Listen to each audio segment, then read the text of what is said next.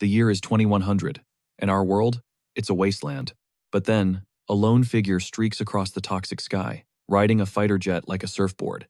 With a determined gaze, he scans the ruins below. He's found him. And without a single moment's hesitation, the silver-haired warrior plummets from the speeding aircraft. Down below, on the shattered pavement, a kid is sprinting for his life. Raw, panicked screams rip from his throat as he flees an unspeakable horror, tears carving paths through the grime on his face. "Is anyone out there?" he shrieks. And that's when a colossal shadow looms over him, a monster straight from a nightmare, materializing from the dust. His escape route is cut off as another grotesque beast emerges in front of him. Trapped, he collapses to his knees, utterly surrounded. He pleads for a miracle, his voice cracking with despair, one last gut-wrenching scream for a savior. In that final moment, as the beasts close in, his trembling hands clutch a shattered photograph of his family. He prays that the ones who twisted the world into this hellscape get what they deserve and pay for every crime against humanity. But just as the claws descend, a blinding pillar of light erupts from the sky, vaporizing the monsters.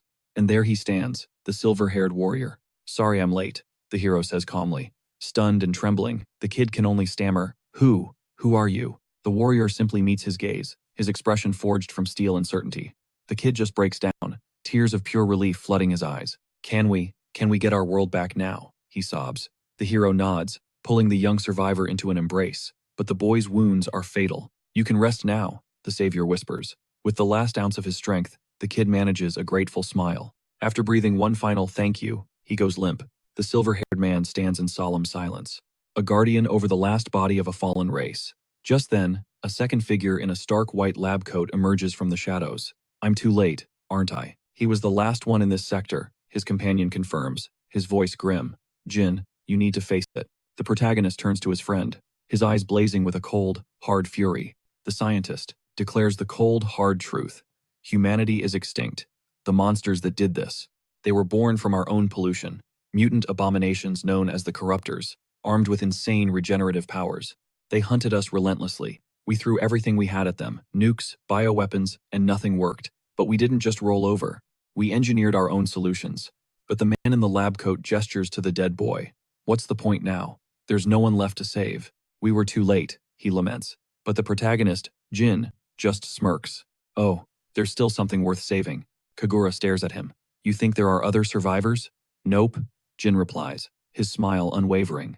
"I'm thinking about the future," the hero says, his eyes gleaming. "Those nanomachines you created, they can heal the planet, can't they? These nanites wouldn't just cancel out the Corruptors' terrifying healing factor. They would kickstart a full-scale restoration for our entire broken planet. With this, the world could one day reclaim the beauty it lost." Jin smiles at the impossible dream. He imagines a new civilization rising from the ashes, flourishing just as humanity once did. But the scientist, Kagura, thinks this whole plan is a delusional fairy tale. Still, he's on board. He watches his friend stride purposefully down a darkened corridor. Jin knows that even a 1 in a billion chance is a chance worth taking. We cut to a secret, high-tech facility buried miles beneath the dead Earth. This is where humanity makes its last stand. The silver-haired warrior steps into a cryopod that glows with a vibrant green light. As his colleague initiates the sequence, the researcher glances at the pod, wondering if this insane gamble will actually pay off. A robotic voice echoes, "Cryostasis initiated." The system clock begins to tick up from year 0. Outside, the monsters continue to dominate a dark and lifeless coastline. 5 years pass, then 20. The gargantuan creatures still roam a barren landscape. At 153 years, Earth remains a polluted, rust-colored marble in the blackness of space. When the counter hits 974, the mutants are still hunting through the skeletal remains of dead cities. After more than 1,300 years, the toxic fog finally begins to recede from the quiet beaches. At 8,400 years, Earth is once again a brilliant blue jewel seen from orbit. After more than 30,000 years of waiting, entirely new species of mutant beasts appear, born into the sprawling wilderness. The clock ticks past 84,000 years. Lush, green forests have completely swallowed the ancient ruins of human civilization. And finally, after an eternity, animal life is reborn into a world that is completely clean, beautiful, and wild. 100 million years have passed. With that, the system confirms the access key and begins the awakening protocol. At that very moment, someone is sprinting frantically through that ancient, technological tomb. Out of breath, a small girl, with twitching, animal-like ears, A frantic pack of beast children scramble for their lives, a shadowy nightmare nipping at their heels. The young girl's voice trembles. Is the savior really in there? Her friend's nod is firm, a silent promise, but a cold dread fills her. If that room is empty, it's game over for all of them, forever. Her knuckles turn white as she clutches a necklace, her heart hammering against her ribs. She sends a desperate, silent prayer for their guardian god to manifest and save her friends. In a final burst of speed, the trio slams into a colossal door, believing salvation lies just on the other side. Throwing all their weight into it, the heavy entrance groans open, revealing a sight that leaves them absolutely stunned. Their eyes scan the chamber, and their hope dissolves. It's a dead end, a tomb. With a look of utter devastation, the girl falls silent, realizing their Hail Mary has failed. In that crushing moment of defeat, the shadow beast descends upon them, and they are paralyzed by pure, unfiltered terror. A monstrous claw extends to obliterate them, but the young girl unleashes one last, desperate shriek for help. Squeezing her eyes shut and sobbing, the little girl calls out for her guardian god, bracing for the inevitable. Suddenly, crack! The glass on a nearby capsule fractures as a powerful energy bleeds out. In a blinding explosion of light, the hero inside awakens, launching an attack that smashes directly into the monster. Stunned, the children watch as their savior remarks that betting on a slim chance was always the right move. Then, the white-haired warrior plants his feet on the damp floor, finally shaking off a long, deep slumber. With his eyes glowing intensely, he declares that he never lost faith in the potential of humanity's future. With that, the hero inspects the supply box his friend built, noting it held up perfectly. He pops open the compartment and finds his gear stashed exactly as he left it. The young man then glances up at the monitors and realizes a staggering 100 million years have rocketed past since he went to sleep. In that instant, he sees massive chunks of data have been wiped, but he's floored that the shelter itself is still perfectly intact. He spots a tech injector and figures the nanomachines must have kept everything preserved. But now the protagonist clutches a message cube, determined to understand what went down on this planet. Turning to the beast children, the man says he wants to get the full story from them while they're hiding out. The little ones are completely shook, just realizing this warrior was buck naked this entire time. But the savior quickly starts suiting up, ready to finally bust out of this ancient, underground facility. He adjusts his gloves and his long coat, feeling this look is a perfect fit. Then, the enormous metal doors slide open slowly, unleashing a brilliant flood of light from the outside. With the youngsters in tow, the white-haired man emerges from the bunker, squinting against the blinding sun. With a curious gaze, the protagonist takes in the brand new world stretching out before him. A vibrant, green paradise unfolds in front of him, and the man can only marvel at how much Earth has morphed in 100 million years. He admits the world is completely unrecognizable as the girl once again calls him her protector god. In that moment, the little girl begs him to follow her, as she sprints joyfully across the wide-open field. Watching the little ones carefully, the hero gets lost in thought about the origin of these strange new life forms. He questions if they could possibly be human, since humanity was supposed to have been wiped out for eons. Maybe they're just creatures who evolved to mimic people over the vast expanse of time. Jin figures the nanomachines must have influenced their ability to speak, and then realizes he's been totally rude and hasn't even said his name. The hero introduces himself as Shido Jin, and the little girl replies that her name is Hakama Phil. Following her lead, the chubby kid pipes up that he's Tampo, while the cat boy says his name is Shandy. With introductions over, the young man asks what the plan is, and the girl explains that they're just about at their destination.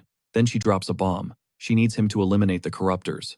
The savior is shocked to hear that ancient, dreaded name. Suddenly, little Shandy starts to freak out, pointing at something awful happening on the horizon. In the distance, the group sees the children's village engulfed in flames under a dark, smoky sky. Utterly panicked, the kids sprint toward the inferno, screaming for their parents as Jin tries to hold them back.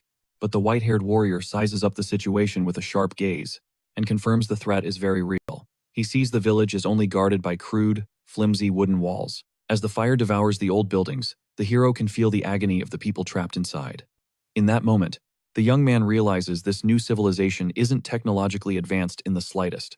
Then Hakama stops running and freezes solid at the horrific sight ahead. An elderly woman is fighting a desperate battle against a gigantic insect monster to protect her home. Straining, the grandmother demands to know why the children came back to a place this dangerous. Eyeing the creature from afar, Jin wonders if that thing could actually be one of the original corruptors.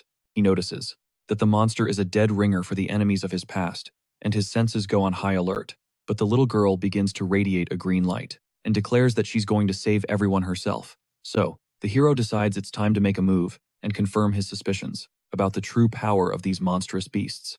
With a swift, deadly motion, the man unleashes a devastating strike. The blast sends the creature hurtling through the air. In that split second, our hero gently catches the old woman, saying, "Pardon me," as he steps in to take over. Right then, the little girl channels her magical energy, and the hero gives her the nod to unleash it on the beast. With that signal, the young girl focuses an insane amount of power, launching a colossal fireball straight at the monster. The fiery projectile makes a direct hit, triggering a massive explosion that rocks the entire area. In that moment, the violent blast completely obliterates the grotesque insect's head. Glancing at the beast's corpse, he sees its healing factor was totally shut down, all thanks to the nanomachines. Intrigued, the man wonders how she even activated the tech, since it's supposed to require a compatible user. So, the warrior asks if everyone in the village can pull that off, but the old woman reveals that only a select few are capable. The woman refers to this skill as a divine power, and for our protagonist, everything suddenly clicks into place.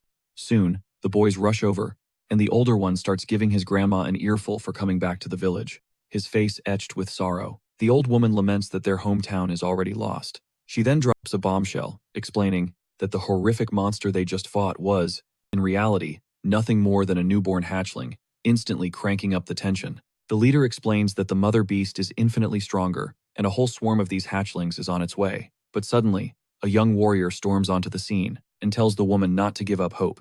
The supremely confident kid guarantees he can solo the monsters, with just his razor-sharp spear.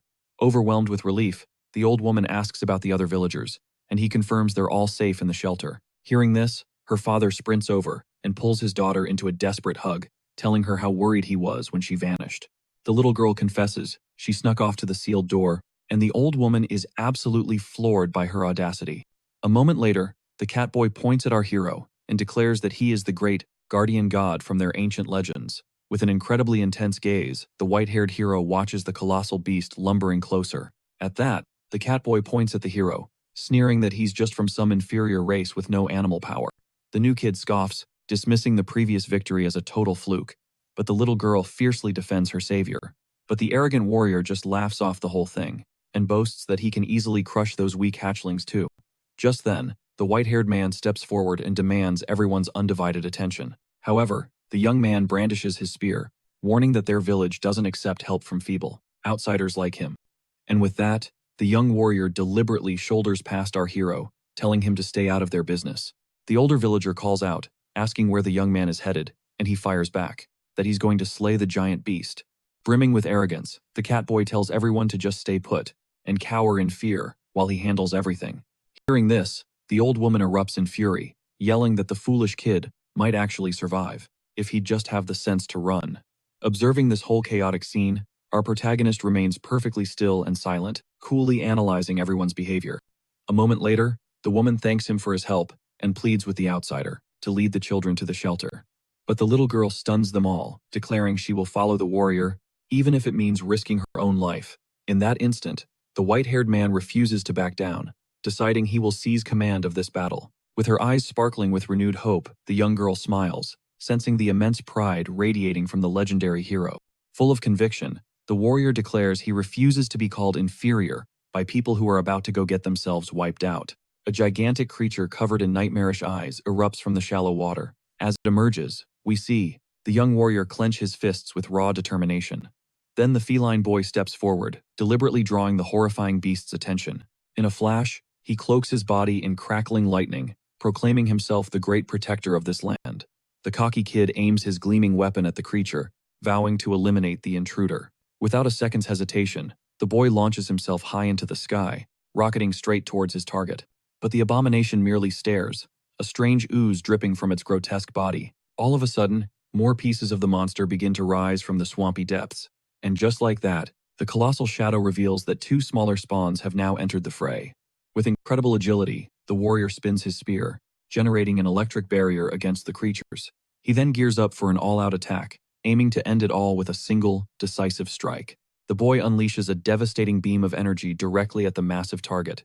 The electrical blast smashes into the creature's face, inflicting some serious damage. Convinced he's won, the young man lands back on the ground with an incredibly smug grin. However, as the dust settles, the monstrous beast is still standing, primed for another round. In that instant, the massive wound on its face starts to regenerate at a terrifying speed. Watching the rapid healing, The feline boy is completely stunned, his tough guy facade instantly crumbling. Without any mercy, the abomination raises a gargantuan claw and swings it at the boy, who collapses to the ground, utterly defenseless. Petrified, the boy can only squeeze his eyes shut and brace for his tragic fate, but just then, the white-haired savior appears. A tech shield materializes, deflecting the lethal blow, and the Catboy is just frozen, completely reeling from being saved from that deadly strike. Ignoring him, our hero blasts right past the kid, unleashing a devastating arc of energy at the grotesque creature. But the warrior can't believe it. The colossal monster is still standing, barely fazed by such a massive hit.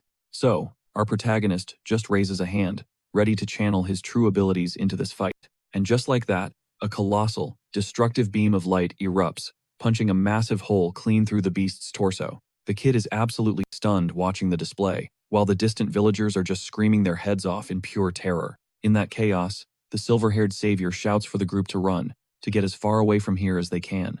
The elderly couple just watches the entire thing unfold, completely stunned, silent by this stranger's ridiculous power level. The old woman is just confused, wondering what in the world is happening, when suddenly, the immense beast lifts its gigantic hand, preparing to flatten them both. Without a moment's hesitation, the hero snags the cocky kid, figuring it's time to dip. With that, he launches himself away at blinding speed, yanking the little guy out of the blast radius just in time. The creature's fist slams into the muddy earth, leaving a massive crater right where they were standing. With incredible agility, the warrior sticks the landing and puts the young Catboy back on solid ground. Sprawled out, the kid stares up at the stranger and demands to know who this ridiculously strong guy even is. But the savior isn't paying attention.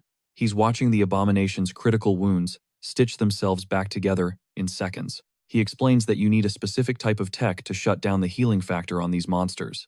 The warrior glances at the kid and then remarks that this is probably what people are calling divine power these days. On that note, the hero actually compliments the kid's lightning attack, but points out that the strike didn't have enough penetration. Completely floored, the boy asks if he's a god, but the warrior just says he can't remember. The white-haired hero gets closer, telling him there's something really important he needs to know. With a dead serious look, he brings up what the kid said earlier, about the monster being just the village's problem. Hearing that, the Catboy gets defensive, saying he doesn't get what this guy's deal is. But our protagonist turns to face the giant beast and declares that this thing has just become his problem. Right then, the grotesque creature launches a surprise attack, whipping its massive tail with incredible force. The savior, however, dodges the lethal blow with ease and effortlessly glides across the surface of the water. Then, with a completely chill expression, he decides to immobilize the enemy first. Just like that, the warrior conjures a glowing shield and tanks a ridiculous impact without even breaking a sweat. A moment later, the monstrous thing bursts out of the shallow water, roaring in absolute fury, right at the hero. Our hero explains that these beasts are the result of all of humanity's dumbest mistakes. As he says this, the stranger clenches his fist, and a powerful electric energy starts crackling in his hand. He then reveals he's from 100 million years in the past, which is why he's carrying such an insane burden. Gearing up for a world-ending attack, our protagonist states that he's the only one who can clean up this mess. The confused Catboy asks if he can even win, and the warrior confirms he absolutely can. For a split second, his mind flashes back to ancient wars, with knights clashing in brutal, endless combat. Then, the vision shifts to modern soldiers, locked in tragic conflicts that tore civilization apart. In the aftermath, scientists were running agonizing experiments, desperately trying to save a history defined by bloodshed. And the final product of all that suffering was this one powerful warrior, the very last human ever created on Earth. With that realization, the savior unleashes his full power, blasting a gargantuan beam of light at the monster. The impact connects dead on, and the sheer force of it flash freezes the beast in its tracks. A massive torrent of white energy erupts from the hero's hand, slamming directly into the creature. In that instant, the blinding light completely engulfs the monster, vaporizing its entire body into nothing. Watching from a safe distance, the villagers' jaws are on the floor, completely shocked by the scale of the attack. Meanwhile, the little girl just breaks into a massive, admiring grin for her hero. The power output was so ridiculous that the beam of light sliced straight through the clouds, visible even from orbit. When the smoke finally clears, all that's left of the terrifying beast is a shimmering green puddle. The young Catboy starts sweating bullets, finally understanding the cosmic gap in power between him and this stranger. The hero just dusts off his hands and calmly states that he is the last of his kind. He then casually hoists the kid onto his shoulders, declaring himself humanity's final scientific weapon. With the battle over, the white-haired man takes a long, deep breath, watching peace return to the ocean. But wait, a girl with glasses, hidden in the bushes, whispers that she was sent to investigate the intruders. Peering through a special scope, she's in total shock, realizing that not even the captain of the Royal Knights could pull off something like that. Seeing this unbelievable power up close, the young spy's heart starts pounding with excitement. Her face completely flushed, she knows she has to get back to the royal capital and report this immediately. Later on, deep in a dark forest, our hero activates a small cube, which projects a recorded message from his friend. A hologram of the scientist appears, smiling, saying he always hoped someone would be there to hear this after he was gone. The researcher asks what the future is like, guessing that the planet must have finally healed itself. But then, the doctor's holographic face darkens, delivering a chilling warning that there's a massive problem with this whole picture. He lays out the grim reality. Even with the planet healing, the mutant abominations weren't just going to pack their bags and leave. Hearing this devastating bombshell, our hero goes completely still, his expression hardening into stone. The doctor reveals he first spotted something deeply unsettling, 1,000 years into the hero's long sleep. Turns out, his friend also put himself into a deep slumber, acting as a silent guardian to monitor the world's slow recovery. The population of those grotesque monsters kept dwindling, but as he scanned the global map, a new nightmare began to crawl into view. The surveillance footage showed it, a brand new creature, sporting wild purple hair, standing ominously over a freshly slain animal. This mysterious new being radiated an intelligence and lethality that made the old monsters look like child's play. The researcher explains the terrifying truth. The beasts were evolving right alongside the recovering planet. With that, he drops the heavy news that these upgraded mutants would become an apocalyptic threat in the years to come. The only option was to pump a little energy into the world's new life forms to give them a fighting chance.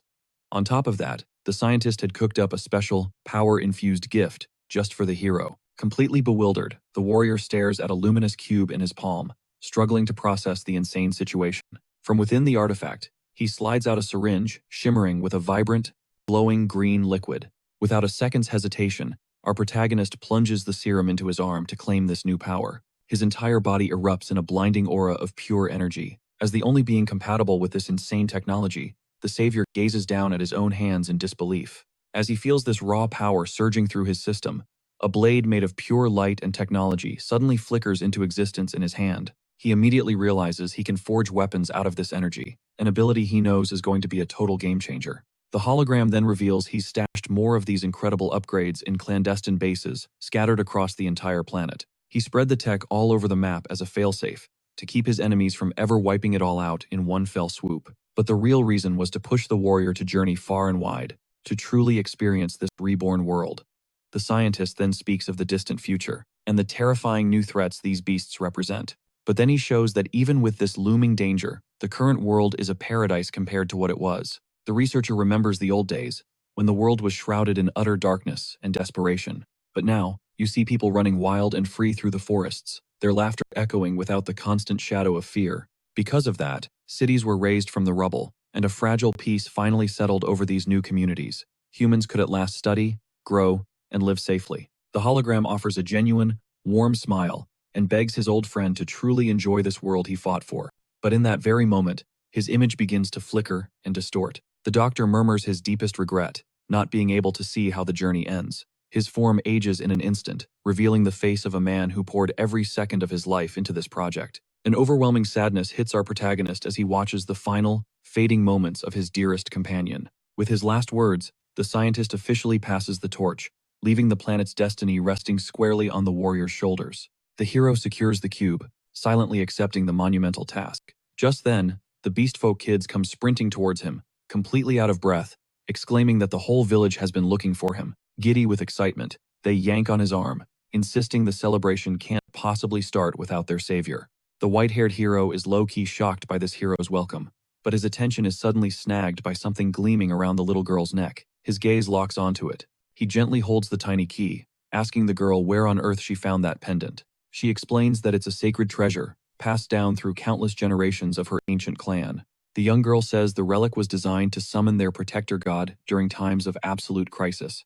A slow smile spreads across the hero's face as it all clicks into place. He finally understands what woke him up, and with a nod, he agrees to follow his new friends. That night in the village, a massive celebration rages around a roaring bonfire. A few villagers spot them and call out, telling them to join the festivities and share a drink. As the hero approaches, one villager gawks, asking if he's the real deal, the guardian god from all the legends.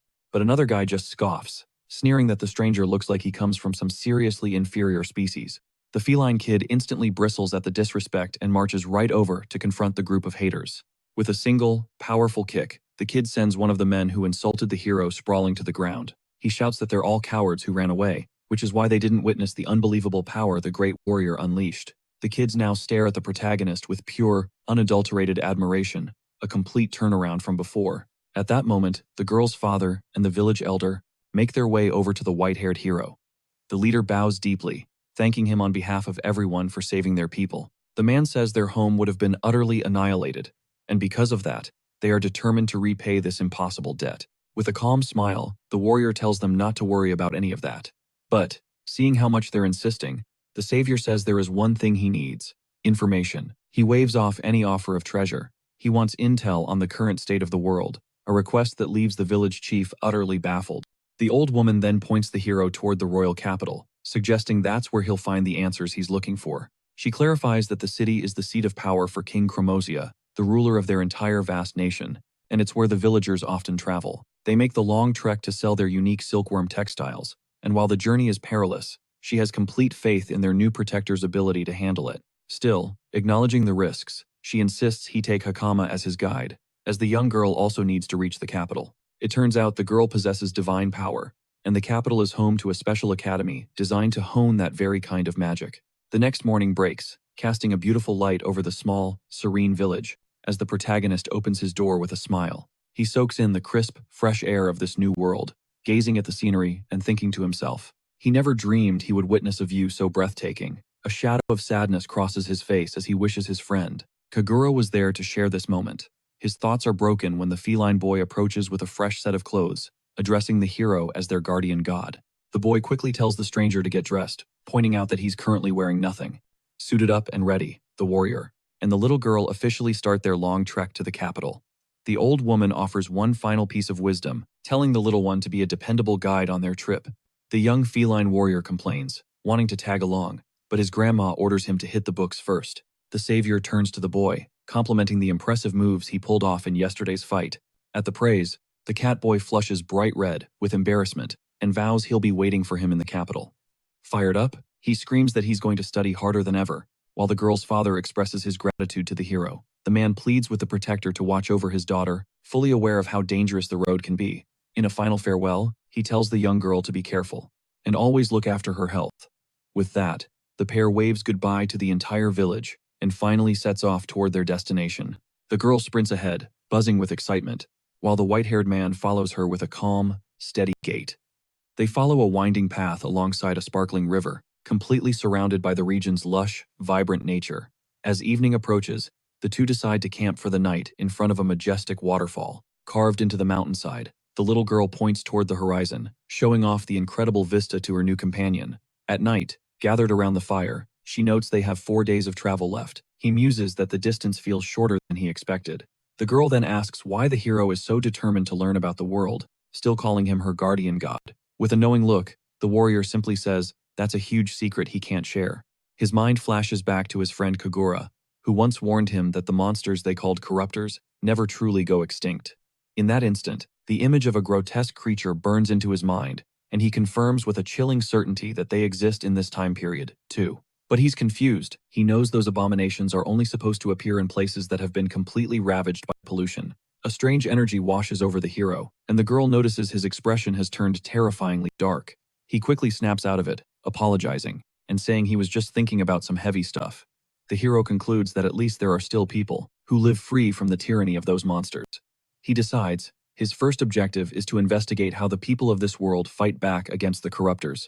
Then the warrior tells her to drop the god title and introduces himself properly as Jin. Abruptly, the thunder of a horse charging at full speed shatters the quiet of the night. The duo is instantly on alert, and the little girl is terrified by the sudden appearance of a stranger. A blond man on a warhorse pulls up and apologizes for disturbing the traveler's rest. From atop his mount, the knight asks if he might speak with the young man for a moment. The elven soldier has a grim expression and wears immaculate armor that signifies his high rank. Sitting coolly by the fire, the protagonist glances at the newcomer and asks who he is. The knight identifies himself as Argus Walton, the captain of the 7th Division of the Knights. Hearing that name, the hero internally questions if this is the very organization he's been searching for. At this, one of the captain's companions becomes enraged by the stranger's laid-back attitude. The female warrior barks at the boy to get on his feet and show proper respect to her leader. She fumes over his sheer insolence, but the captain orders her to stand down immediately. Flashing a disarming smile, the knight apologizes for his subordinate and again invites the boy for a chat. The protagonist rises to his feet and challenges the woman, questioning what she meant by her outburst. The soldier then demands to know where they came from and what their final destination is. In response, the little girl innocently explains they departed from Kodama village and are headed to the royal capital. The irritated warrior's face splits into a malicious grin, certain she has caught them in a lie. With that, she dismounts from her horse, preparing to engage the two travelers. The woman unsheathes her blade and roars that there's no official record of anyone matching his description in that village. The hero is actually surprised to learn this country maintains such detailed population records, but the captain flatly contradicts his partner, stating that the girl's account is true. He points out that the little girl's clothes are crafted from the expensive and highly specialized fabrics unique to that very region. The leader smirks, confirming the story checks out, much to his companion's total embarrassment. But then, the whole vibe shifts. His hand clenches the hilt of his sword, and he shoves the blade right in our hero's face, declaring that the white-haired man is something else entirely. The captain points out the boy's fit is sus and grills him about where he got it. He reveals that bandits around here use kids as decoys to ambush cargo shipments. And just like that, the soldier calls them out, accusing the duo of being criminals playing innocent. The girl screams that they've got it all wrong, but the knight just scoffs, saying he'll be the judge of that. Filled with a mix of rage and terror, the little girl squares up, ready to throw down against the entire armed squad. Then, a crackling green electric power erupts in the young warrior's hands. With a cold, calculating gaze, the captain watches this energy surge from the girl. He then warns her not to try anything stupid with her electric abilities. The other knight is absolutely shook, witnessing the little girl's divine power and recognizing her insane potential. Meanwhile, our hero faces down the holy knights with a completely unbothered expression. The group's leader holds up a shimmering crystal, acknowledging that they're packing some serious heat. With that, he points the sword back at the boy, demanding to know his origins. The knight threatens to end the stranger right then and there, if he doesn't like the answer. With ice in his veins, the protagonist just stares down the barrel of the blade near his face. Without a single flicker of fear, he takes a slow breath and drops a bombshell. He's also from Kodama village. The brown-haired warrior is completely floored by this curveball of an answer. The captain, however, seems to get it and slides his sword back into its sheath, stunning his partner. He pivots to the little girl, asking her if she's capping about her story. The kid confirms every word and asks if Jin is the village's legendary guardian deity. With a pensive look, the soldier starts connecting the dots about this protector god. The knight asks if they're cool now, and our hero confirms the issue is dead. With that, he hops on his horse and apologizes for being so extra, leaving his colleague absolutely stunned. The captain says they'll cross paths again since they're also heading to the capital. He offers to help them out later, saying he owes them one, which just makes his partner lose her mind at him. The knight announces his departure, and the female warrior just can't process what just happened. The white-haired protagonist watches the group ride off, with a totally forced smile. As they ride away, the warrior furiously rips into her captain, demanding to know why he backed off. At this, she insists the stranger was sketchy as hell, and even calls him a member of an inferior race. The captain then mulls over that phrase, inferior race, with a dead serious look. A strange smirk plays on his lips as he asks who's really the inferior one, leaving the woman completely lost. The other knight chimes in, agreeing with the leader, which shocks the brown-haired warrior. With a calm gaze, she asks if her companion seriously didn't catch what was going down. Then she spills the tea. The power gap between them and that man was absolutely massive. At that moment, the captain reveals he actually tried to strike the boy down, no less than 3 times. The scene flashes back to the knight aiming his sword at the white-haired warrior. His hand was trembling uncontrollably as he tried to unleash his special power. But our protagonist's hand just lit up, shutting the attack down without even trying. He explains he was completely neutralized before he could even make a move. His partner asks if he used his divine power, and the captain confirms he tried to. In utter shock, the warrior realizes that the leader's power didn't even activate. The captain explains he tried to attack the man just like he did the girl, but the spirits straight up ignored him. The green-haired knight reveals the exact same thing happened to her, leaving the other one bewildered. This means there's a chasm-like difference in divine power between them and that stranger, he concludes. A feat that only the Grandmaster of the Holy Knights should be able to pull off. The brown-haired knight gets even more pissed off, hearing that comparison. Angrily, she admits that she was completely oblivious to what was actually happening the whole time. The captain says the boy was a total anomaly, and she missed it because she's still a rookie. As they ride, he confirms that the stranger probably took down the monster from the village himself. The warrior insists that makes him a major threat, but the leader just says he's keeping the guy on his radar. With that, the other knight remembers they have to get back to the royal capital, like, as soon as possible. Deep in thought, the captain mulls over this so-called guardian deity and his unbelievable raw power. Staring at the distant castle, he imagines the possibility of having that man as an ally. He concludes that such immense power would be a game-changer for the kingdom's current troubles. The next day, our hero mentions to the little girl that they ran into some interesting characters yesterday. The little girl then asks if all the knights in the capital are that strong. She clarifies that group was the elite of the elite, the reason they're called holy knights. The young girl adds that the leader's spiritual magic was on a whole other level. Then she explains that divine power is all about channeling energy from spirits, and these techniques, pure magic. That's when it dawns on our protagonist. The so-called spirits are actually his own nanomachines. He's realizing that in this era, technology so advanced is basically indistinguishable from fantasy. The hero flashes back to the knight, who called him an inferior race, and the insult gets him thinking. He mutters the words out loud, which totally confuses his travel companion. Our guy comments on how many different species exist, and the little girl just nods in agreement. She mentions some are fish-like, while others look almost exactly like insects. The young girl then explains that her grandma told her that way back in the day, living space was scarce, so people genetically altered their bodies to survive in whatever region they settled in. The warrior is stunned, asking if she means adapting to the environment to survive. He puts two and two together. Some humans made it, and literally evolved over millions of years. Then he asks the heavy question, are the ones who didn't change considered the inferior species? The girl confirms it. She lays it all out. Those who didn't adapt are seen as weak, so they get pushed around and abused. The little girl then reveals that many of them are sold off. The news hits our hero like a truck, but the girl just thinks it's messed up to treat someone badly just because they look a little different. And with that, our boy concludes, this whole world is certifiably insane. A smile creeps onto his face. He tells the girl she's a good person, which just seems to leave her completely puzzled. Suddenly, the thud of colossal footsteps shatters the quiet. During their trek, a blue-haired girl bursts from the trees, desperately pleading with them for help. Sprinting at full speed, the stranger trips and eats dirt, hard. The hero's companion immediately rushes to the fallen girl's side, asking if she's all right. Watching the whole thing unfold, our protagonist just stares at the girl, sprawled out on the ground. The blue-haired girl is gasping for breath and looks seriously messed up, but the warrior notices something off. Her ears are pointed, just like an elf's. Lying there on the ground, the young woman is covered head to toe in scrapes and grime. Our hero assesses her injuries and realizes her condition is critical. His little friend cradles the elf's head on her lap, frantically trying to wake her. That's when our savior declares he's going to heal the woman and conjures a brilliant blue light in his hand. Abruptly, the injured girl's eyes snap open, staring at him in utter disbelief. In a single, fluid motion, the elf presses a blade to his companion's throat. Completely blindsided, our hero freezes on the spot as the woman threatens to eliminate the hostage if he pulls any funny business. The hero stays dead silent for a beat, his mind racing to process what the hell is happening. Right on cue, the wind kicks up, swirling the leaves around. As the vibe gets dangerously tense, the protagonist takes a deep breath and warns her, "You're making a huge mistake." With an ice-cold glare, he drops the bomb. "Your friends are already closing in on us." The girl is absolutely terrified, stunned that he saw right through her entire plan.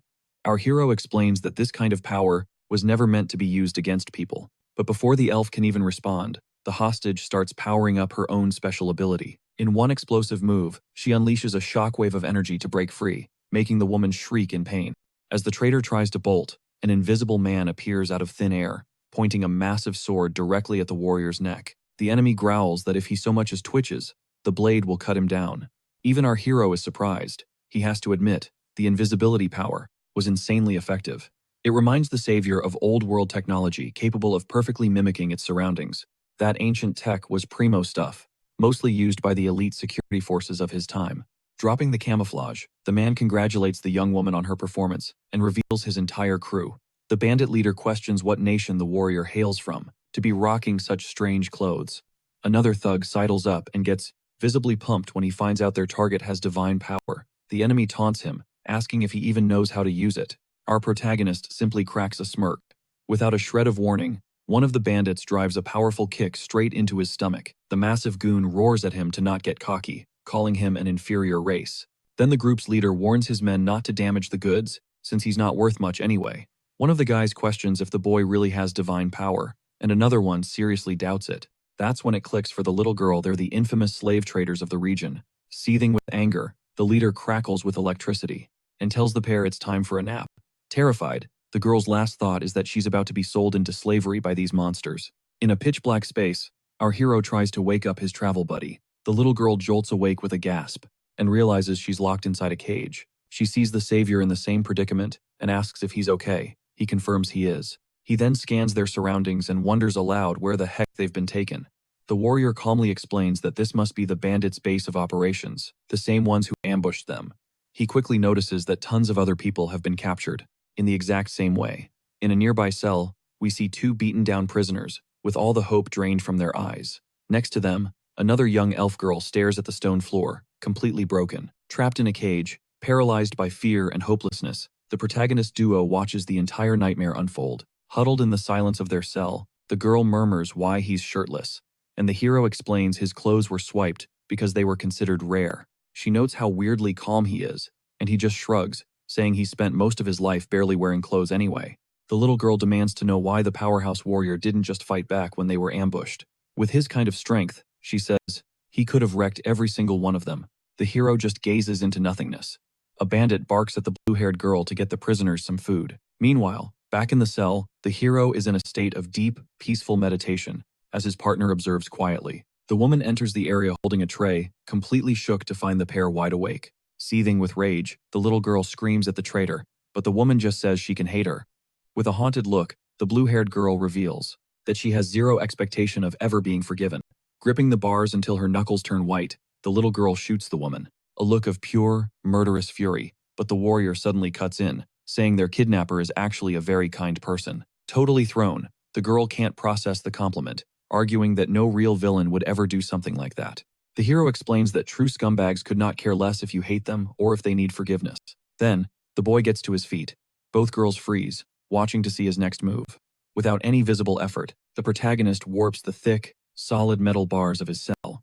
The blue-haired girl's jaw hits the floor, completely staggered by this absurd show of raw power. He just strolls out of the cage like it was made of paper, leaving the kidnapper frozen in absolute shock.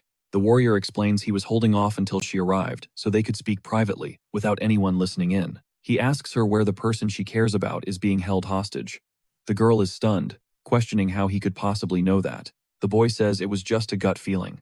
He admits that at first, he was played because the woman's injuries were definitely real. But the hero figured out that not even a low-life bandit would injure a partner that severely, which meant she was only helping the group under duress. They were holding something over her. Hearing this, a crippling pain shoots through the blue-haired girl, and she doubles over in agony. The warrior asks if it's her brother, and the young woman confirms the bandits took him. She flashes back to the day the criminals snatched him. They threatened to sell him on the black market. With tears flooding her eyes, the blue-haired girl screams that they were going to be torn apart forever. Sobbing, she reveals she already lost her parents. She has to protect her little brother no matter what. The hero's young companion watches the heartbreaking scene, totally speechless, a look of pure rage twisting his face. The protagonist labels those bandits the absolute scum of the earth. His partner puts it together, asking if he let himself be captured, just to save the woman. The boy confirms it.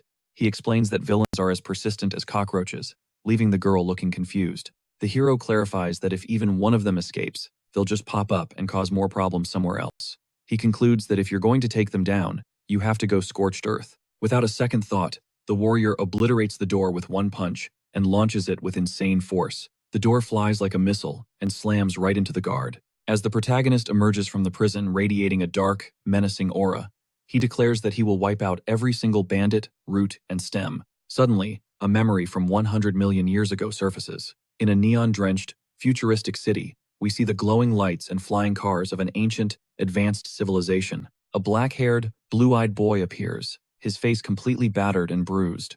Back in those days, he would watch news broadcasts about heroes who fought for justice. The boy dreamed of being just like them, which is why he wandered the city streets alone.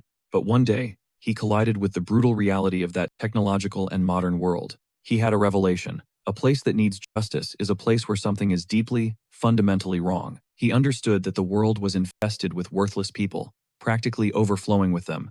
All the boy ever wanted was to live a normal life. But destiny had a very different path for him. The world he grew up in wouldn't grant him a single minute of peace, so he chose to fight back with every ounce of his being. Against that kind of raw brutality, the only option was to dismantle every last one of them. He left no one standing to tell the tale. And with that, he just kept fighting, crushing anyone who crossed his path with overwhelming force. The boy grew into a man, and his brutal routine of constant fighting continued, exactly the same as it was before, without ever stopping. He relentlessly eliminated all the criminals who dared to show their faces, until one day, a mysterious man appeared to speak with the boy about his future. The young fighter listened intently to every word the researcher had to say. The scientist told him he was simply born in the wrong world, and then extended a hand to the boy. Back in the present, the hero is effortlessly dragging one of the goons across the floor like a rag doll. The other guards are terrified out of their minds, screaming for the stranger to stop, but in a matter of seconds, they were all completely wrecked. One of them demands to know his real goal. Another henchman, slumped against the wall, gasps, asking where this monster even came from, but the protagonist just flashes a sinister grin, without giving any answer. With zero hesitation, he launches one of the goons directly at his own accomplice, and the guard barely manages to catch his buddy. But he's completely staggered by the sheer force of that throw. Before he can recover, the warrior blurs into motion, dropping the next guy. Before he can even react, the bandit is just frozen solid with fear, clutching the limp body of his partner. The last man standing just sputters out, "Who the hell is this guy?" And our hero just gives him a deadpan, annoyed stare. The guard makes a move to fight back, but he gets absolutely no gift against the warrior's insane strength. Suddenly, a piercing scream of pure panic echoes through the dungeon, startling all the other captives. The blue-haired girl instantly recognizes that scream and spins around, her face pale with terror. She asks who the warrior's little friend is, and the girl just replies that he's their guardian god. The hero's tiny companion then confidently tells everyone to just let Jin handle the fight. She starts leading the other prisoners from the cell, and another girl asks if they're actually going to be saved. The blue-haired girl looks worried, because she knows the leader of these bandits is on a whole different level. Right on cue, the crew's boss starts to look terrified, and he starts pleading with the warrior not to finish him off. As our hero closes in, the bandit asks if this is all about his money. With a sickening grin, the boss opens his mouth to make an offer. He actually offers the slaves to the warrior. Like some kind of twisted peace offering, the bandit says the kid can take his pick of whoever he likes best, as a gift. With a look of pure disgust, our protagonist just glares at the leader, not even dignifying the offer with a response. Out of nowhere, our hero just asks, "Are you done talking?" And the bandit has no idea what's going on. The crime boss is completely stunned by what's happening. A wave of panic hits him as he realizes his spiritual magic has just been completely shut down. The bandit's mind races, wondering what kind of insane power could just nullify his abilities like that. The warrior explains that the boss is a pretty run-of-the-mill villain, super easy to predict. He says that the actual smart villains would have bounced the second they saw his power.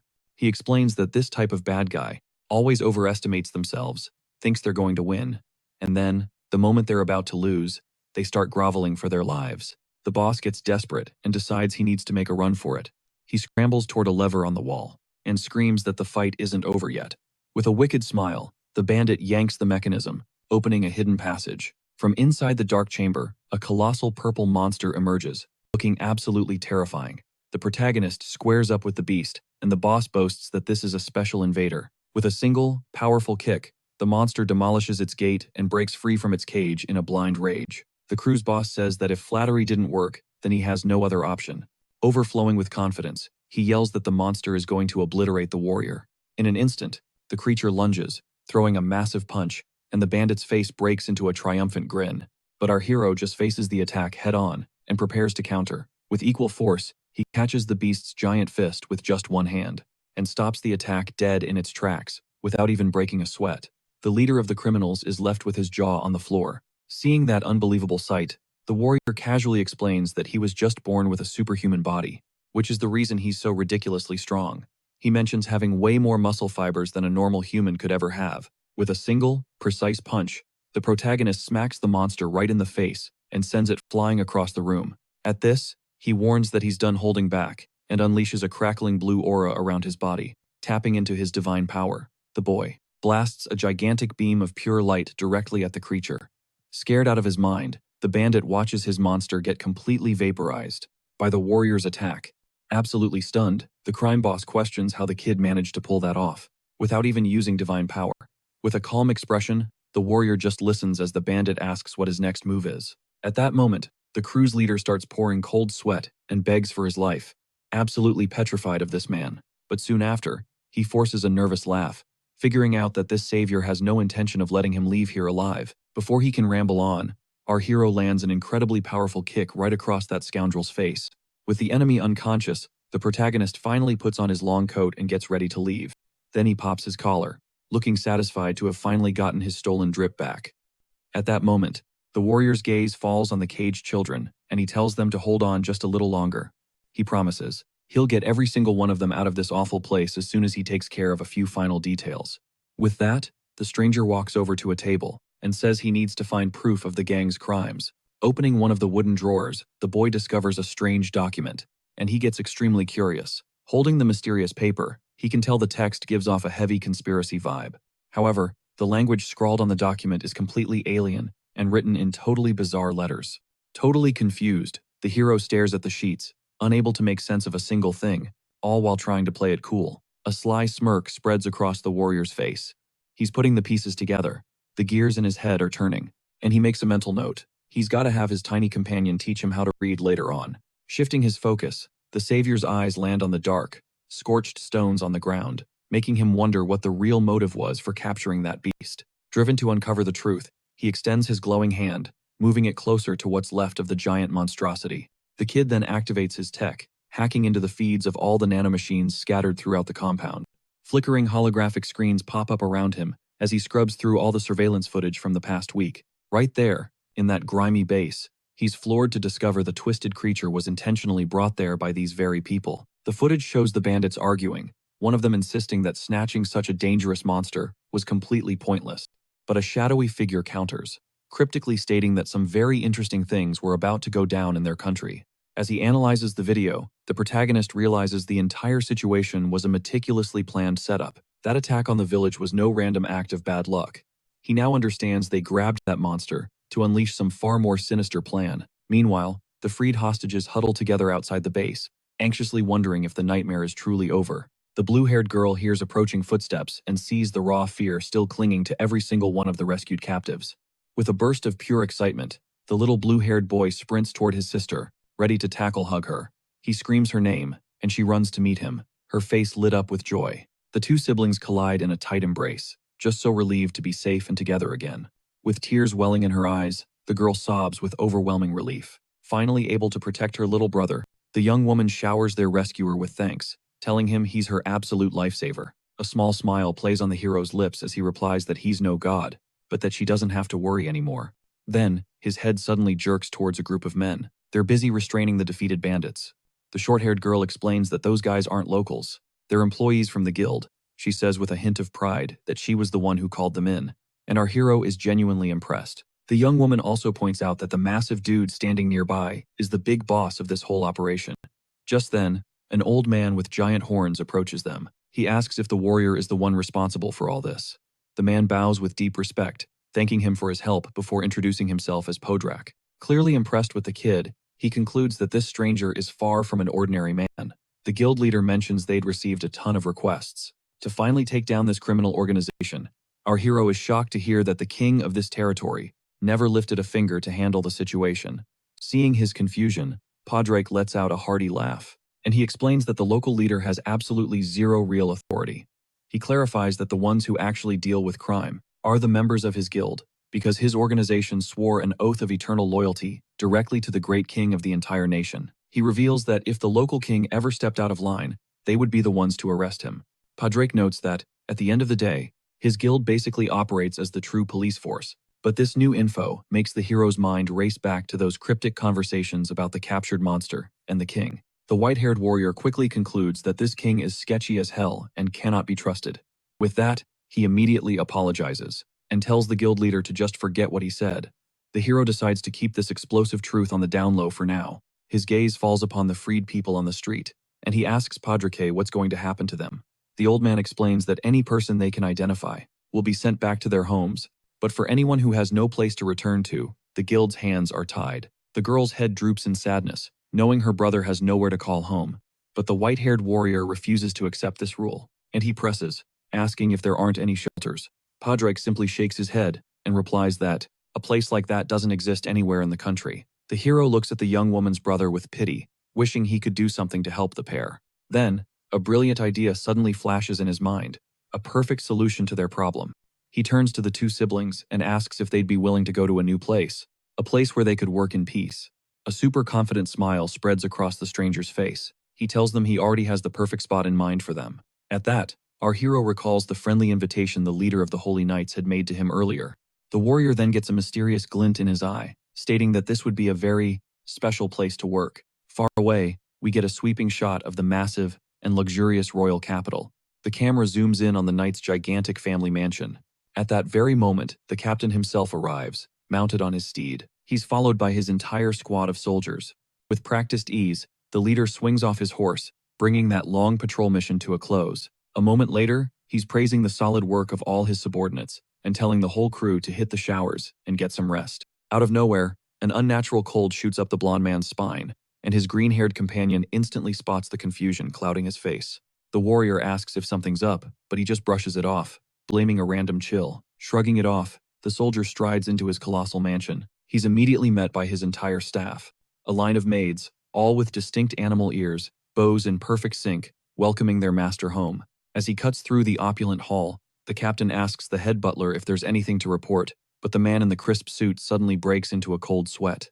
The dude is practically vibrating with anxiety over the whole thing. Sensing the insanely tense atmosphere, the blond man halts in his tracks. He demands to know what in the world went down while he was away.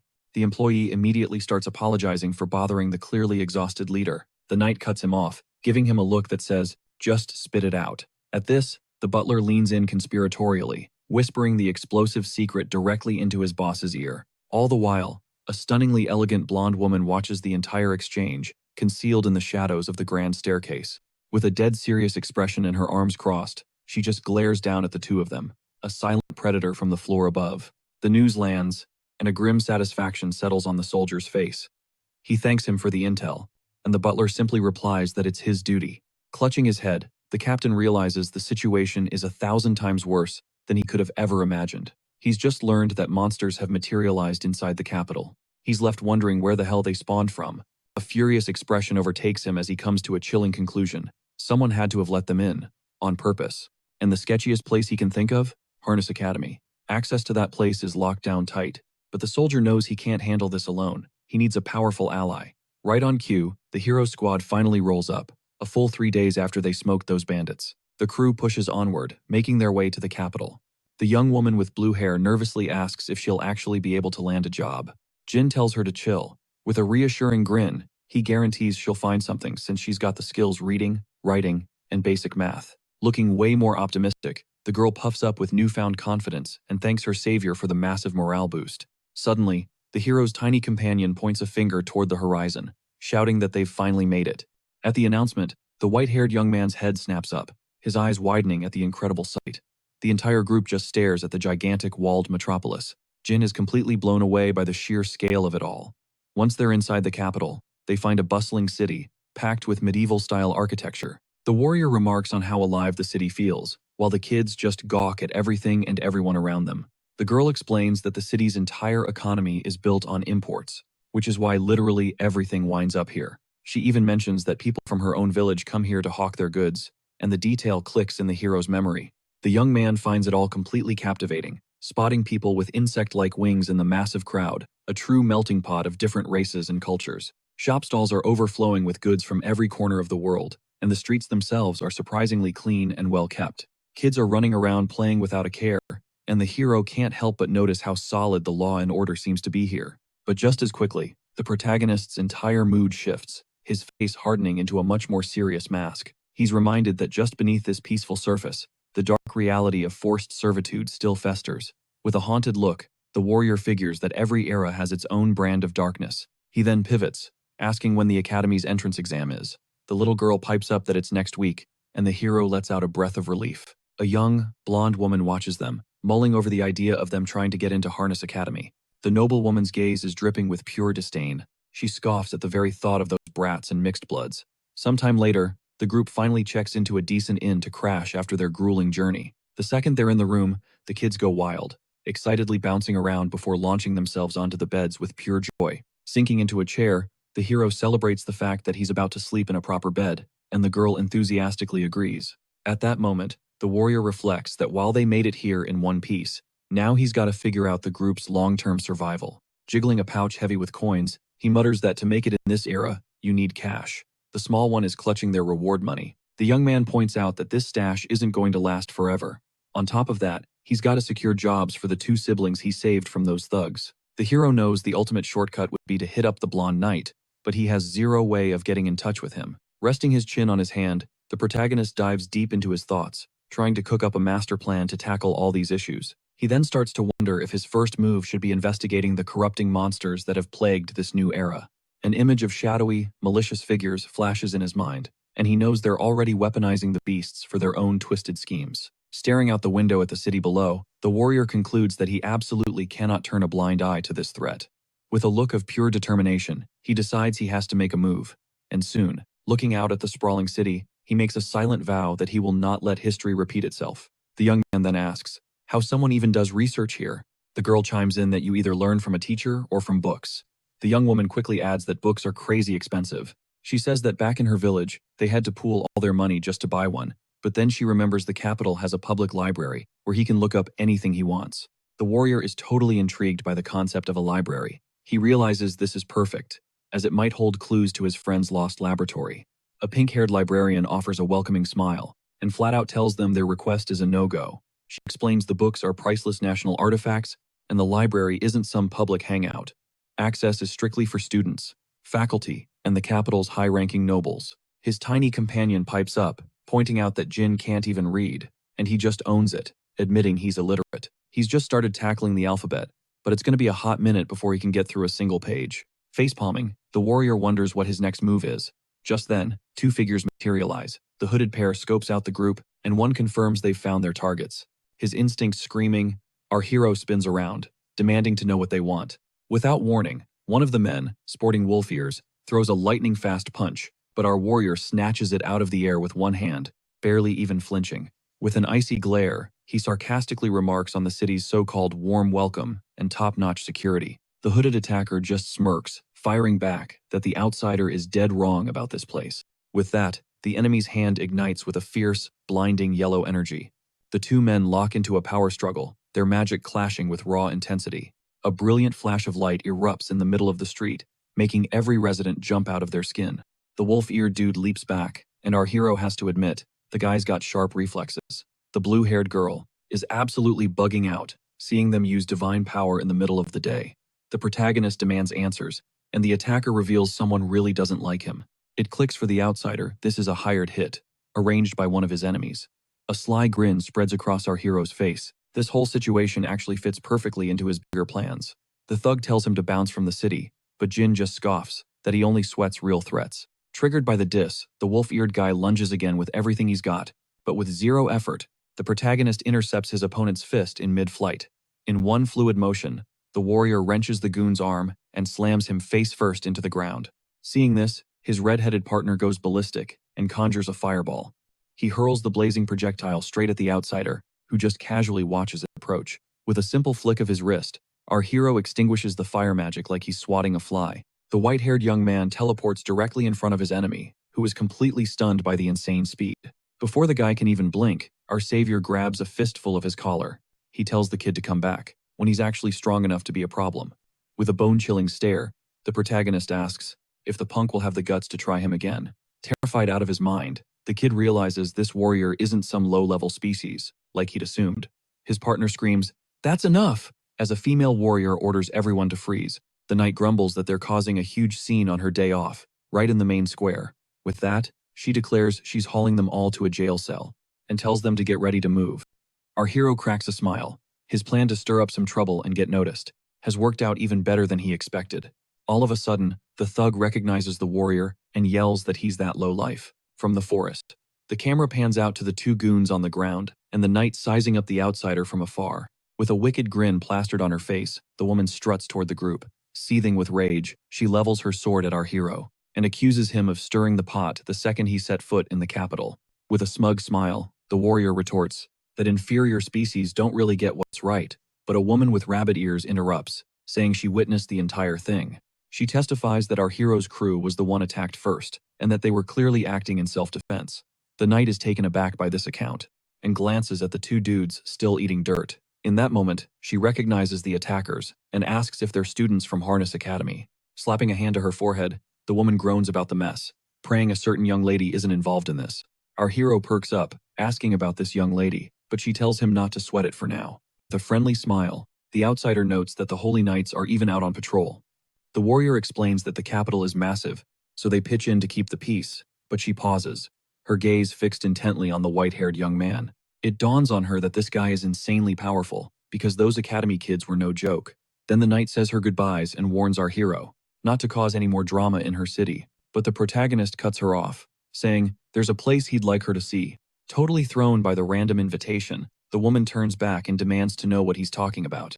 A short while later, the group pulls up to the opulent mansion of the Aris family. Sitting across from the captain, our hero lays out his proposition. He wants the captain to hire them. The blonde knight is completely floored, remembering how he offered to help if he was ever in a jam. He looks over the crew and asks why his entourage has gotten so much bigger since their forest encounter. The young man explains that he tracked down the bandits and rescued two siblings they were holding captive.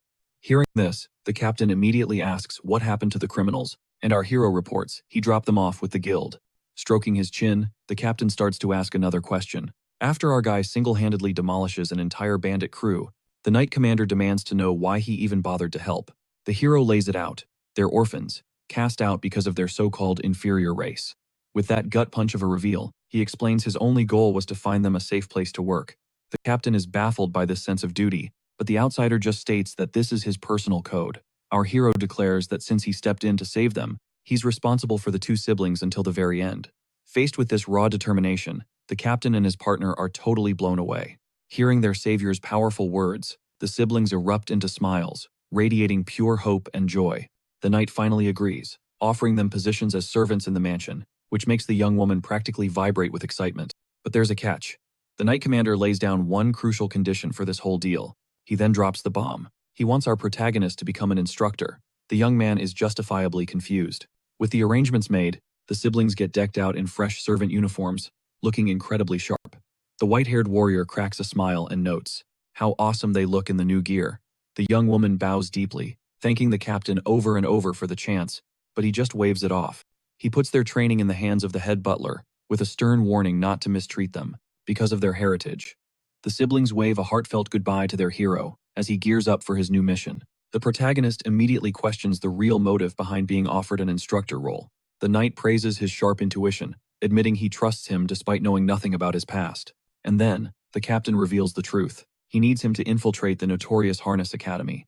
The hero is struggling to connect the dots, so the soldier starts breaking down the kingdom's dire political situation. He explains that the nation is being torn apart by warring factions, and our MC immediately asks where the king is in all this. The blonde captain reveals the king is gravely ill, and a shadow war for the throne is already raging.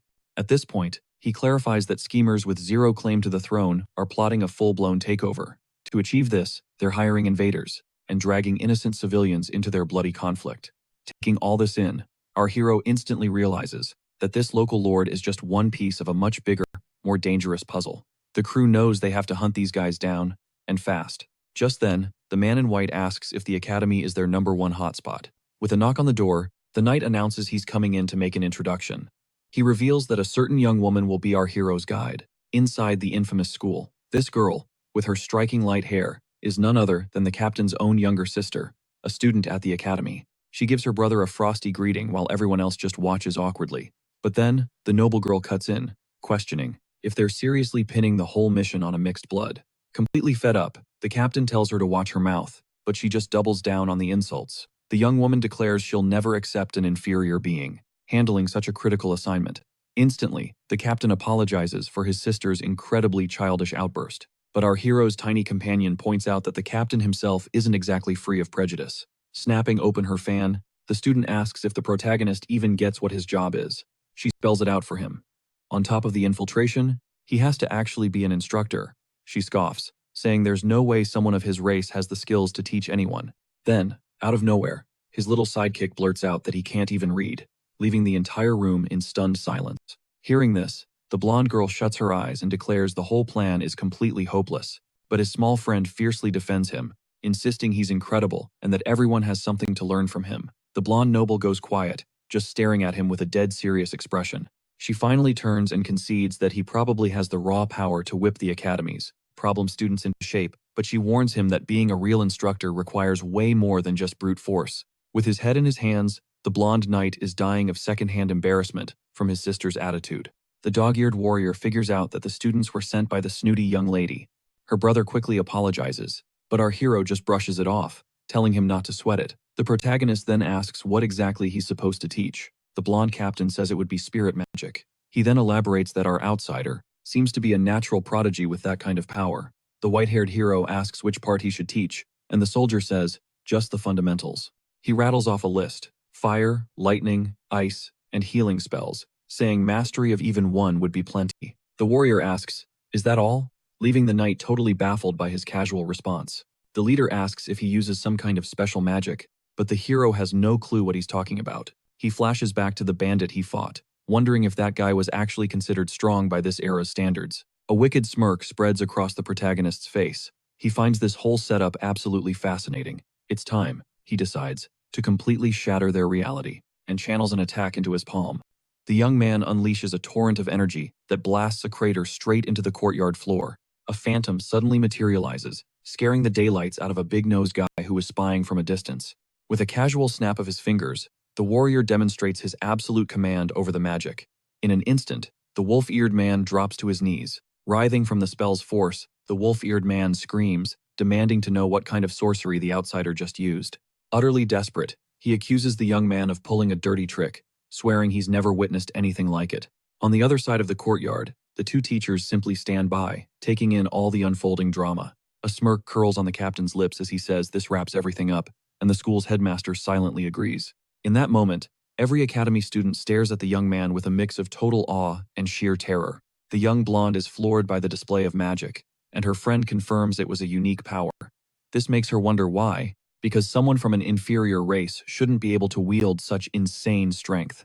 The student glares at our protagonist, her eyes filled with distrust. She asks herself just who this guy is, watching as he effortlessly calms down the other instructor. 1 week later, we cut to the academy, a place that teaches its students many things, but its true purpose is to forge warriors who can obliterate the invaders. Any student who can't hack it gets kicked out without a second thought. However, the headmistress promises that if they graduate, they could rise to become legendary holy knights. In a hype speech, she makes it clear that everything comes down to each individual's own strength. Up in the private boxes, a young man remarks on the new students, noting how many of them are commoners. Just then, a red-haired guy named Reyes approaches the noble girl to say hello. He's surprised to see her there, pointing out that she usually couldn't care less about other people. With a smirk, the young woman says, her friend is just there to scope out the new nobles. But the lion-eared guy's face turns serious as he spots something off in the seating area. He demands to know why a half-blood is sitting with the instructors, and the girl coolly informs him that he is one of them. The red-haired guy is completely shook, and the noble asks for his take on the new instructor. With that, the lion-eared young man is left totally stunned, unsure how to even respond to his friend. Then she admits that, at first, she thought he was just another insignificant half-breed from the slums. Our protagonist observes the ceremony, fully aware of the nobles shooting daggers at him from afar. The hero takes in the gigantic academy, realizing that a full investigation is going to take ages, but he can feel their glares of contempt, and decides he needs to switch up his image around here. The young man knows he has to earn their respect, or he'll immediately raise suspicion. The scene then shifts to the massive castle that is the headquarters for Harness Academy. Inside a classroom, the teacher announces that the spirit magic lessons are about to start up again. He then tells the elite class not to let their guard down around the new freshman instructor. A wicked grin spreads across his face, hinting that he has a nasty plan in store for our hero. He complains that the room is basically empty and asks if the students have lost their motivation. Arms crossed, the noble girl says, yeah, they have, but she doesn't seem too thrilled about the class herself. The big-nosed professor scoffs, wondering who would even want to listen to a half-breed talk. He then reveals that he was the one who spread the rumor that the class would be taught by an inferior race. The wolf-eared man calls the new instructor up to introduce himself to the class. With a chill smile, Our protagonist steps forward and says his name is Shido Jin. He tells the students he'll be their spirit magic teacher for a while and hopes they can all get along. The lion-eared dude glares at him, immediately questioning if he's even qualified for the position. Looking completely unbothered, our hero replies that it's for the students to decide. He says that if they feel the class is a waste of time, then they're free to leave, which makes the red-haired student crack a smile. But our protagonist adds that there is one rule that everyone must follow, no exceptions. At that, he lets his magic flare and tells them they are never to use this power against other people. He explains that spirit magic is the only thing that can stop the invader's insane regeneration. However, the effect is useless on humans, causing nothing more than regular combat injuries. With a deadly serious expression, the man in white says that this power was created solely to annihilate their enemies. The instructor then warns them not to misuse their magic, and the noble girl actually looks like she's thinking it over. But one of the other students just mocks our hero, calling him a moron because power is power. The cat-eared guy sneers that he only showed up to watch a half-breed's class, while another student calls him weak and says he doesn't want to be associated with the likes of him. Just like that, the entire class bursts out laughing, making fun of the academy's new professor. Our protagonist just takes it all in, his face calm and unreadable. Then, he throws down a challenge to the students. He tells them to go ahead and try him if they think he's got no power. The cat-eared kid is confused, so our hero tells him to come at him with his strongest attack. With a grin, the instructor makes a promise. If he even gets a scratch, he'll walk away from the class and never come back. A predatory grin slices across the silver-haired kid's face, completely sold on the idea. He's practically buzzing with energy. Don't go crying about this later, he taunts the mixed-blood, because there are no takebacks. The big-nosed professor starts to panic. He screams for the student to abort mission, warning he's about to get rocked. But the kid just tunes him out, yelling at his target. Eat this. And then it happens. A colossal beam of raw, golden energy erupts, tearing straight for our protagonist. The blast detonates against the ground, kicking up a massive cloud of dust and smoke.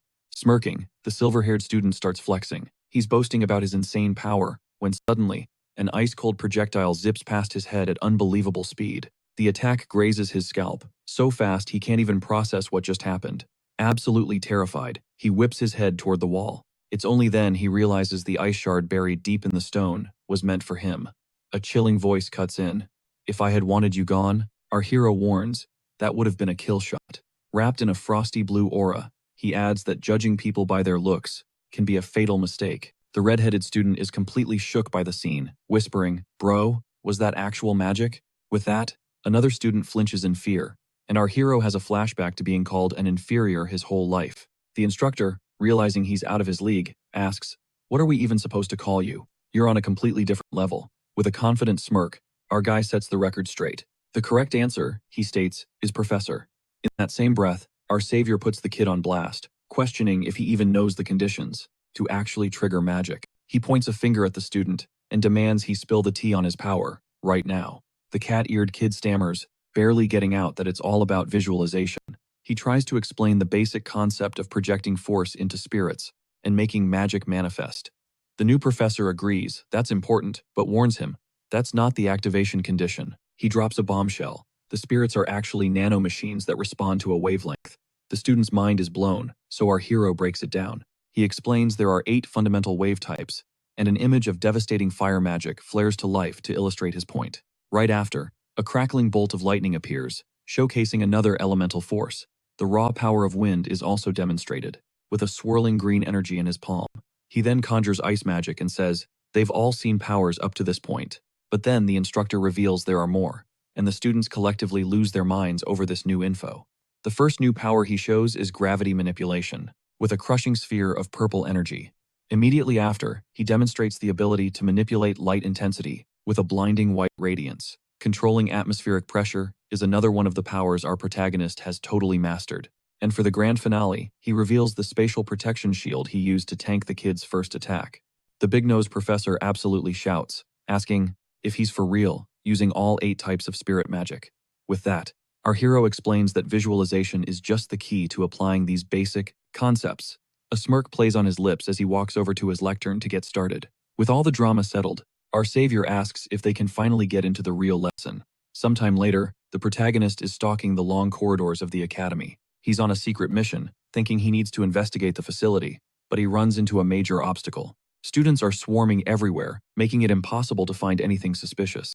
With that, the young man decides to hunt for a place that's completely off-limits to students. Suddenly, he locks eyes with her, the blonde noble staring him down from a distance. Their gazes are intense. The young woman then marches straight toward him and demands to know who the new instructor really is. Our hero admits he's not normal, and she fires back that he's no ordinary mixed blood. The student next to her is stunned by this revelation and instinctively takes a step back from our protagonist. At this, the girl concludes that an inferior race couldn't possibly command all the different types of magic.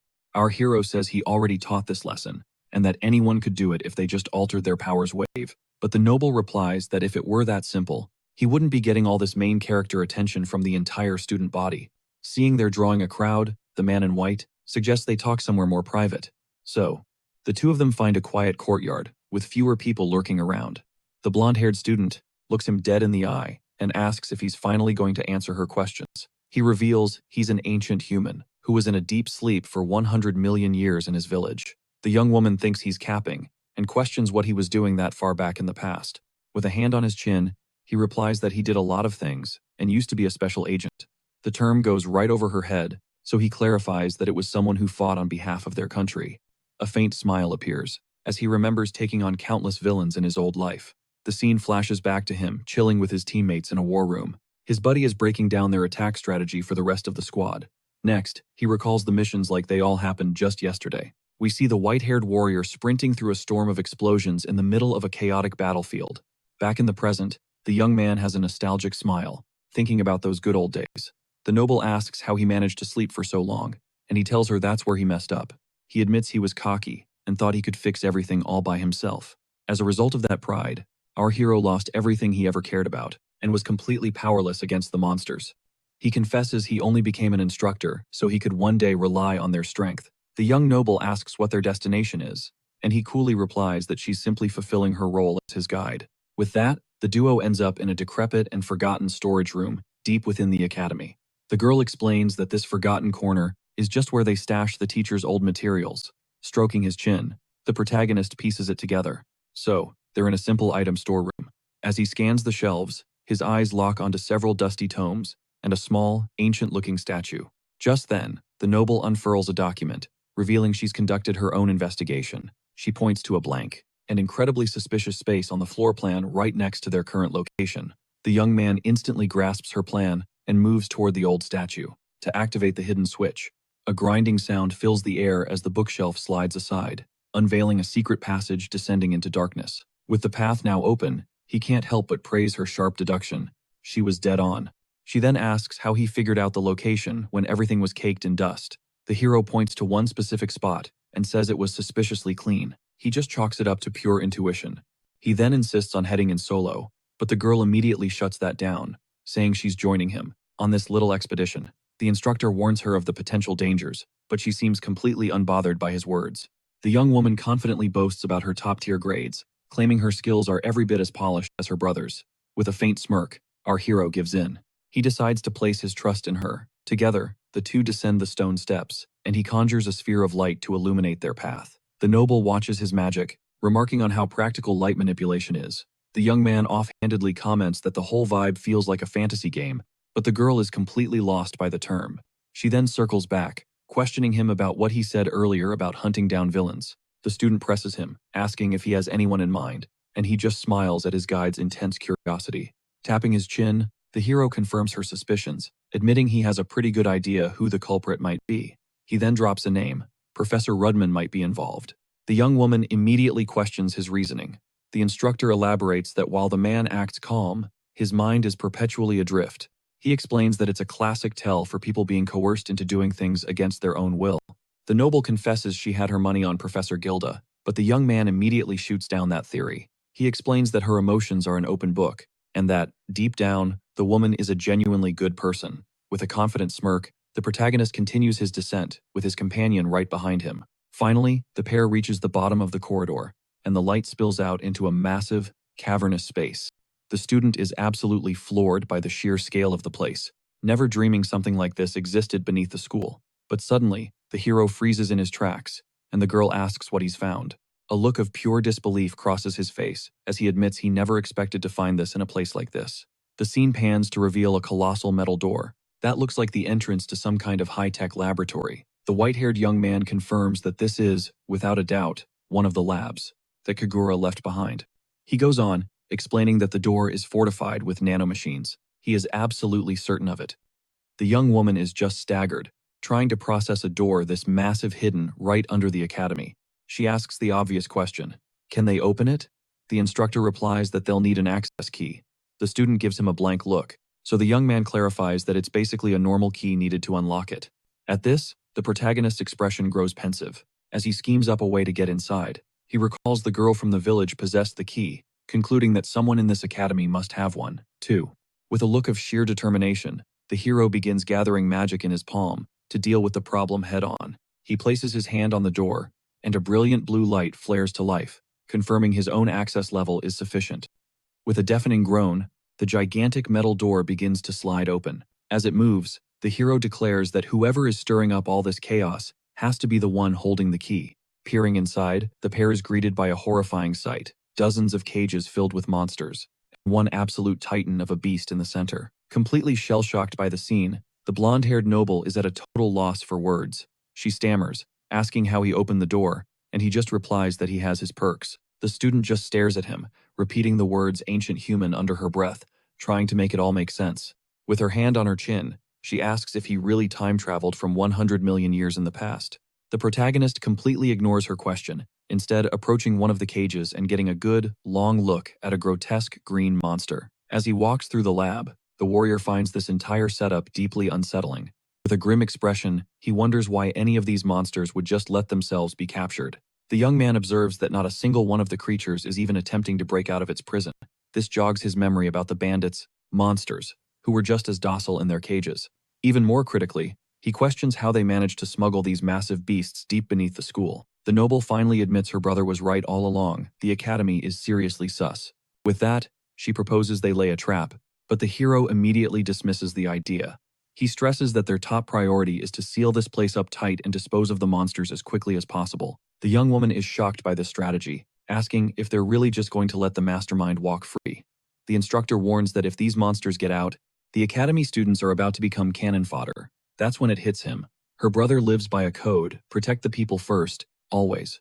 The noble gives the green light, and our hero admits he's getting a seriously bad vibe from this place. He states that his gut feeling is never wrong, and that he needs to sweep the entire laboratory from top to bottom. On that note, he urges her to get her brother on the line and lock down the academy to prevent a catastrophe.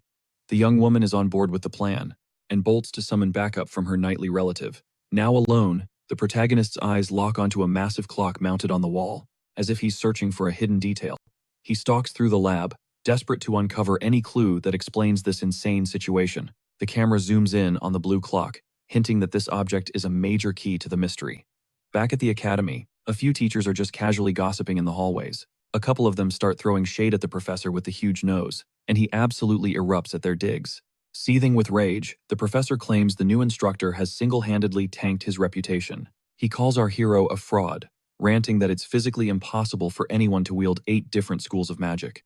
With pure venom in his eyes, the man swears he'll expose the outsider, just as a sharp voice cuts him off. The headmistress appears, scolding him and telling him to quit making a scene in front of everyone. The big-nosed professor is stunned by her appearance and fires back that this isn't some childish tantrum. The headmistress then pivots, asking if he's seen Professor Rudman. The man is caught completely off guard. Tapping his chin, he answers that he hasn't laid eyes on his colleague since the day of the school's entrance ceremony. The headmistress sighs, disappointed, as she needed to go over the new student's curriculum with him. But then, she feels a sudden, chilling shift in the air, her entire expression hardening. Her gaze snaps to the window, only to see a sinister, dark purple energy blanketing the sky above the academy. At that very instant, the young noble is frantically sprinting up a staircase, racing against time to complete her mission. She finally bursts through the top of the stairs, emerging from the secret passage. Clutching her chest, she struggles to catch her breath after the desperate climb. She mutters that she has to warn her brother, but a voice slices through the air, mockingly asking what she's planning to say. Gripped by sheer terror, the noble whirls around to face the intruder who materialized out of nowhere. There, blocking her path, stands Professor Rudman. A twisted, malicious grin spreads across his face as he drops the facade, and the horrifying truth dawns on the girl. Down in the lab, a door creaks open, flooding the pitch-black corridor with an ominous red light. Our hero spins around, demanding to know what in the world just materialized in the middle of the secret chamber. Peering inside, he discovers a grotesque, pulsating brain hooked up to a web of complex machinery. The organ throbs with a sickening red glow, hideously alive. The white-haired hero cautiously approaches a control panel, wondering if Kagura was the architect of this nightmare. He starts tinkering with the computer and uncovers a hidden compartment within the console. Tucked inside a small case, the instructor discovers a cube and a syringe, a parting gift left by his friend. Gripping the cube, the protagonist prays it holds some answers to this escalating crisis.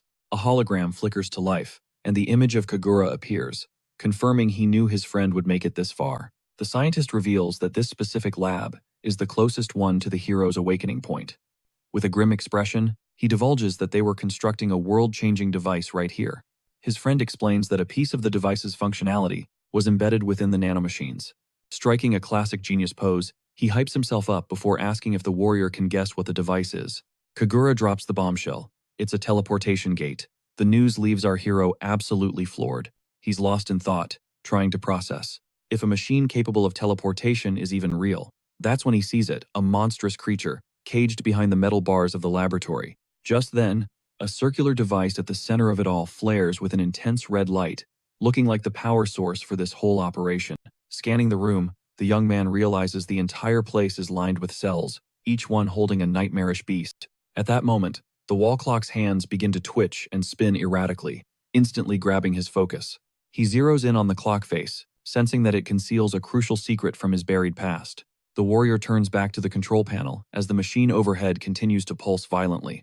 He deciphers the data on the screen and confirms it's a device for linking two locations, but he realizes this tech should have been impossible to invent millions of years ago. In a flash, Argus's warning about monsters swarming the royal capital echoes in his mind.